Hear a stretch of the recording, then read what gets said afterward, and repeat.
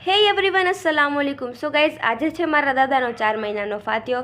તો મમ્મી આપણે બનાવે છે ખીર ને મમ્મી આપણને આ કામ સોંપી દીધું છે કાજુ બદામનું। મમ્મી આપણે જો મસ્ત સેવવાળી ખીર બનાવી છે, તમે જોઈ શકો છો માશાલ્લાહ બની છે। અને પછી હું બેસી ગઈ છું ભજીયાનો મસાલો લઈને, આપણે ભજીયા બનાવવાના છે એટલે કટ કરવા બેસી ગઈ છું। મમ્મી આપણે બનાવે છે પૂરી, મેંદાના લોટની પૂરી મમ્મીએ બનાવી છે, કે બહુ જાજી બનાવી નથી।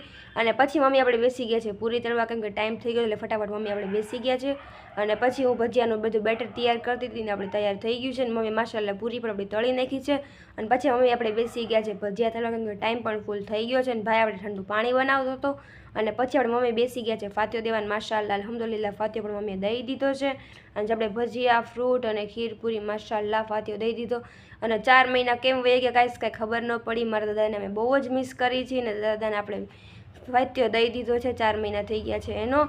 અને ગાઈઝ આપણે જો ફટાફટ હવે નિયાત ચાખી લઈને રાતના પણ ખીર પૂરી જ જમવાનું છે। અને ગાઈઝ વિડીયો ગમ્યો હોય તો લાઈક કરજો, મોર મિની વ્લોગ જોવા માટે ચેનલને કરી દેજો subscribe. Bye bye, thanks for watching, bye bye.